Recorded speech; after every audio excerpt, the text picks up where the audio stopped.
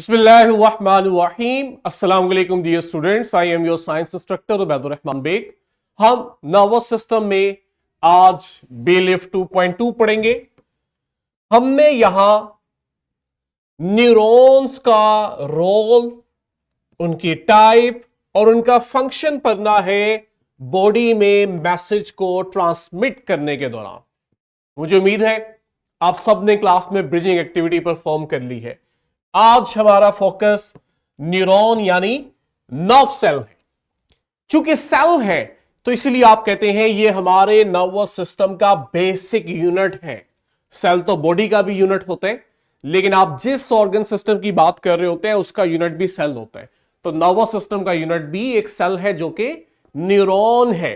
कहते हैं ये खास तरह के सेल्स हैं, ये इसी ऑर्गन सिस्टम का हिस्सा है। इनका काम पूरी बॉडी में मैसेज को ट्रांसमिट करना होता है, बॉडी के एक पार्ट से दूसरे पार्ट में।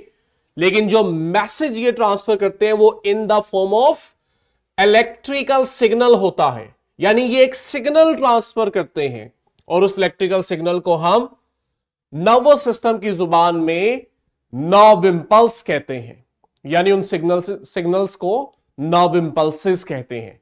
ये वो नर्व इंपल्सेस होती हैं बच्चों जिसकी मदद से हमारा ब्रेन, स्पाइनल कॉर्ड और बॉडी के बाकी हिस्से एक दूसरे के साथ कम्युनिकेट कर रहे होते हैं। सिमुलेशन से समझते हैं। ये देखें जी, ये स्पार्क नजर आ रहे हैं, ये वो हमारा इलेक्ट्रिकल सिग्नल है जिसे हमने नर्व इंपल्स कहा है। किस तरह देखो, एक न्यूरॉन से ये दूसरे न्यूरॉन में जा रहा है, दूसरे से तीसरे में, तीसरे से चौथे में। ये जो मैसेज ट्रांसफर हो रहा है, ये जो इलेक्ट्रिकल सिग्नल यानी नर्व इंपल्स ट्रांसफर हो रही है, ये असल में न्यूरॉन्स कर रहे हैं। ठीक है, और यही वो मैसेज है जब ये एक न्यूरॉन से दूसरे न्यूरॉन और एक बॉडी पार्ट से दूसरे बॉडी पार्ट में ट्रांसफर होता है तो हम कहते हैं कम्युनिकेशन हो रहा है। हमारे ब्रेन तक इंफॉर्मेशन ऐसे ही आती है और ब्रेन से इंफॉर्मेशन ऐसे ही जाती है। और मैंने बताया इसका यूनिट क्या है, ये एक सिंगल न्यूरॉन ये सारे नर्वस सिस्टम का यूनिट है। और अगर मैं आपको यहां हाईलाइट करके दिखाऊं तो आप लोग देखेंगे कि आपको इस एक न्यूरॉन में सेंटर के अंदर एक बल्ज नजर आ रहा है, इसे हम सेल बॉडी कहते हैं। और इससे एक साइड पे आपको छोटे छोटे नेटवर्क्स की ब्रांचेस नजर आ रही हैं, छोटी छोटी ब्रांचेस हैं जिनका नेटवर्क बना है। इन्हें हम डेंड्राइट्स कहते हैं। और दूसरी तरफ एक बड़ा सा फाइबर नजर आ रहा है, इसे हम एक्सॉन कहते हैं। तो सेंटर की तरफ सेल बॉडी है जी, सेल बॉडी की एक तरफ छोटी छोटी ब्रांचेस है डेंड्राइट और दूसरी तरफ है एक्सॉन। अब ये डेंड्राइट और एक्सॉन इनको अंडरस्टैंड करना बड़ा जरूरी है क्योंकि सभी न्यूरॉन ऐसे ही हैं। फर्ज करें यहां पे आपके पास एक सेकंड न्यूरॉन पड़ा हुआ है। अब जब सेकंड न्यूरॉन से इस थर्ड न्यूरॉन को मैसेज आएगा ना, तो इस न्यूरॉन को मैसेज मिलेगा इसके डेंड्राइट में, और डेंड्राइट ये मैसेज लाएंगे सेल बॉडी के पास, और सेल बॉडी इस मैसेज को देगी एक्सॉन को, और एक्सॉन इस मैसेज को लेके जाएगा नेक्स्ट फोर्थ न्यूरॉन के पास। यानी ये देखिए जी, ये आपके पास मैं इस वक्त सिर्फ सेल बॉडी और डेंड्राइट हाईलाइट कर रहा हूं जो इसकी ब्रांचेस हैं, और ये हमारा वो एक्सॉन है। इस तरह से आप देखते हैं कि मैसेज ट्रांसफर होता है। यानी जब एक न्यूरॉन से दूसरे को मैसेज जा रहा होता है तो अगले न्यूरॉन के डेंड्राइट उस मैसेज को रिसीव करते हैं, फिर मैसेज जाता है सेल बॉडी के पास, और ये देखें सेल बॉडी से आगे वो जो लंबे लंबे फाइबर है एक्सॉन, इनमें जा रहा होता है। इस तरह से ये न्यूरॉन मैसेज को ट्रांसफर कर रहा होता है। इंटरेस्टिंग बात यह है कि हमारे नर्वस सिस्टम में मौजूद न्यूरॉन सभी एक जैसे नहीं है। तीन तरह के हैं जी। एक है सेंसरी, सेंसरी न्यूरॉन लफ्ज से पता लग रहा है ये वो न्यूरॉन होते हैं जो हमारी बॉडी के सेंसरी ऑर्गन से मैसेज को ब्रेन तक लेके जाते हैं। जैसे देखो, फर्ज करो अगर यहां पे लेट्स से कोई सॉलिड स्ट्रक्चर पड़ा हुआ है, लेट्स से यहां मार्कर पड़ा हुआ है, आप जब इस मार्कर को ग्रैब करते हैं, अपने हाथ से पकड़ते हैं, तो असल में आपका हाथ एक सेंसरी ऑर्गन है।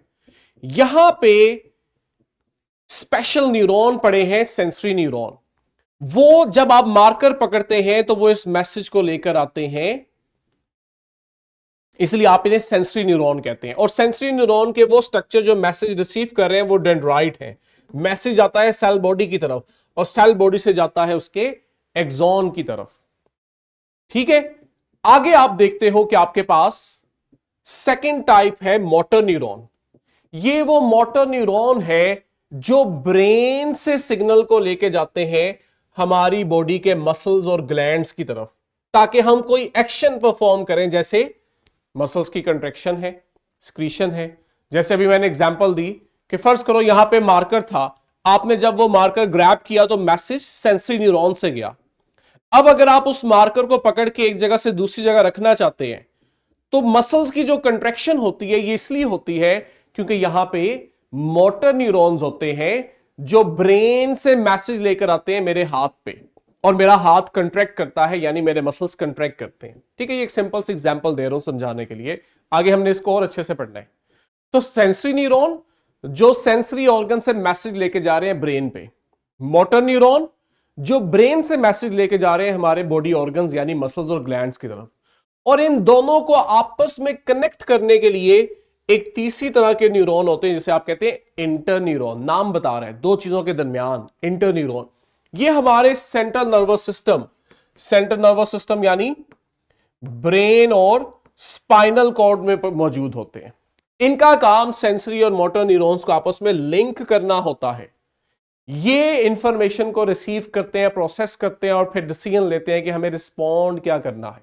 तो इस तरह से एक चैनल बनता है, दरमियान में इंटरन्यूरॉन, सेंसरी ऑर्गन से इंफॉर्मेशन लाने वाले सेंसरी न्यूरॉन, और मसल्स तक इंफॉर्मेशन ले जाने वाले मोटर न्यूरॉन्स जो हमसे एक्शन परफॉर्म करवाते हैं।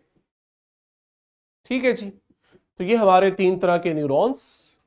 क्लास वर्क के लिए फॉर्मेटिव चेक और होमवर्क के लिए थ्राइव है। मुझे उम्मीद है कि सिमुलेशन की मदद से आपको ये चीजें ज्यादा अच्छी समझ आई है। हमें न्यूरॉन का स्ट्रक्चर भी समझ आया और हमने देखा कैसे न्यूरॉन्स एक दूसरे के दरमियान मैसेज को, इलेक्ट्रिकल सिग्नल को ट्रांसमिट करते हैं, तो हमारी बॉडी में कम्युनिकेशन हो पाता है। यहीं से बच्चों कंटिन्यू करेंगे। टिल देन, अल्लाह हाफिज।